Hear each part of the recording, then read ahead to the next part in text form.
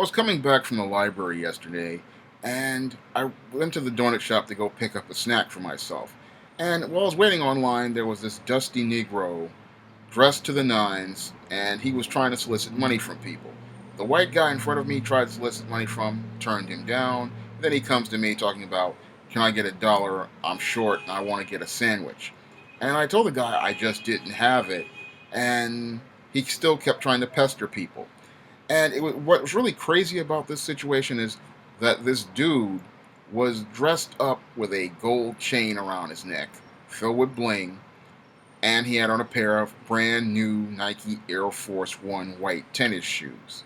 And he's sitting there trying to solicit money from people. I looked at that and I said to myself, this guy has a lot of audacity. He has a lot of nerve, and a lot of gall to come to someone talking about he's short on money for a sandwich. Now I knew what the dude really wanted for or that money for. He did not want it for a sandwich because if he was hungry, he could have gotten himself a donut at the store, which is $1, or he could have headed right down to the mall on 161st Street and went into one of the Burger King or the Popeyes and got himself something off the dollar menu. Now, if he's dressed that well and he's got $2 or $3, if he's got $2 or $3, he can get something to eat. What this guy again really wanted that money for was the bag of weed, the nickel bag of weed, so he can go smoke up. And when after the white guy paid for his food, he got some change back. He took the change that he was supposed to get, and he actually put it in the donut worker's tip jar. And the Dusty Negro got upset. And the Dusty Negro sat there. He's like, "Why didn't you give the money to me?" And he told him to get a job. He said that the woman had worked for the money, so she would deserve the tip. And I could agree with the guy because if you're working, yeah, you deserve you deserve a tip for service. But if this guy, his audacity was pretty much offensive to me. When I look at that situation, I'm not being judgmental, but you're dressed to the nines, and you're sitting here talking about I'm short, let me get something. That's not what a man does. A man tries to find a way to feed himself and do things without trying to beg other people. He tries to do things, with what he has. Now he had $2 or $3, and I know that you can get in the Bronx here. You can get yourself a order of French fries, or you can get yourself, small sandwich of some type from one of these local bodegas.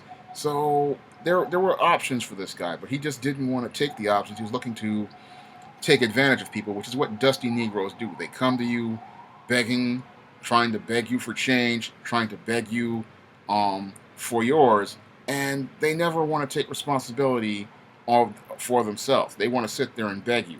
Now, I've been out of work again for 7 years, and when I don't have it, I just either do without it or I try to make do by putting change together to get what I want. I don't like to sit here and beg people, you know, for things like food, and also, I feel that that's just is just not right for a man to do that. It's not right for a man to sit here and beg other people for their change, especially if you are dressed up in brand new Air Force Ones and wearing a gold chain. That's not how. That's really not a good look. I'm a guy again who's been out of work for 7 years. I walk to this library every day to go out and go look for work, and I take offense when I see these dusty Negroes out here, dressed to the nines, going into stores and begging people, talking about how they're short when I'm trying to make do with what I have and trying to make what I have, into something that will either lead to full-time employment or, allow me to make money, in a legitimate way. Another encounter I had with a dusty Negro, I was again walking back from this library, um, up the Grand Concourse, and I was on 167th Street, and a black female walks up to me and asks me for some change to get on the bus. Again, this is extremely tacky. And I'm sitting there saying, you're asking me to get change to get on a bus. And it looks like this female was working, because this is not the first time I've seen the same female in the neighborhood asking for change, to get on a bus. And I said I didn't have it. And then she launches into a tirade of shaming language. And I'm sitting there saying to myself, you're asking me for change to get on a bus, and then when I don't give it to you, you want to get upset. You're not entitled to my money. No. Again, when I didn't have money and when I'm out of work, you know, I don't have the money. I just get up and I start walking. That's why I walk to the library every day, because I do not have the money to ride this bus back and forth to a library. So what I do is I get up every day, I put on my boots, and I start walking every day, because that's what you do when you don't have money. If you don't have the money to ride the bus, you have to walk. And that's just the way it is. But a lot of these people today, they have these self-entitlement issues, and they believe that they have a right to ask you for your change to get on the bus, or they'll try to do things like go through the back door, or they'll try to talk the driver into letting them ride, instead of them having the character to say, look, if I don't have it, then I'm going to try to make do with what I have. And that's something I have been doing, for the last 7 years. I've been out here, I go back and forth to this library. I walk to this library to do what I have, to look for work, and I make do with the little money that I do have, and I try to do what I can with what I've got. And it really annoys me to see, these dusty people. Some of them, from what I see, if you're asking people for change to ride the bus every day, and it looks like this black female had a job of some sort, but for you to ask me for change, again, that's very audacious, in and of itself. And I'm not trying to ask anybody for something. If I do things like your Kickstarters for book covers, I do that basically to pay for things like that. And that's not begging to me, because that's a business transaction, and people do get things in exchange for it. So that to me wasn't begging. That's a part of a business thing. And that's the way I do that.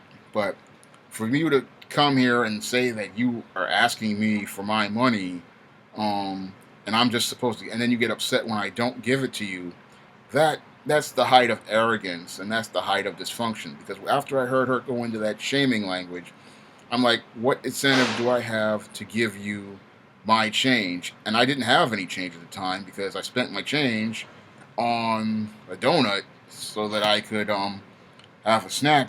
Or basically, that was the first thing I ate that whole day.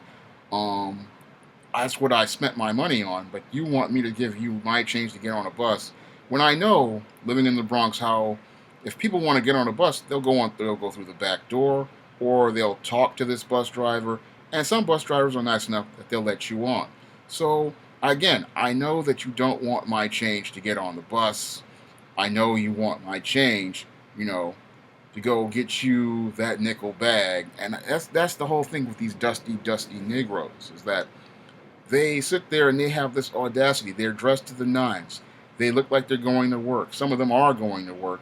Yet they want to ask you for your change or your money, and they want you to help pay for their meals. But they don't want to go out here and, do what they need to feed themselves. They feel entitled to yours.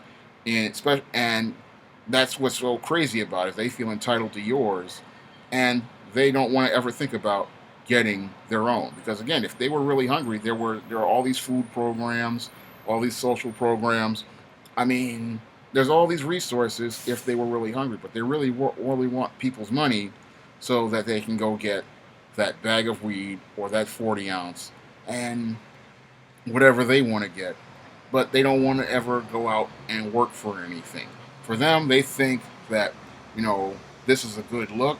But when you really look at a dusty Negro, it's really embarrassing to see them, out here, so it's begging you for yours, and thinking that they have a entitlement to it. That's all I have to say for this video. You can comment, rate, and subscribe.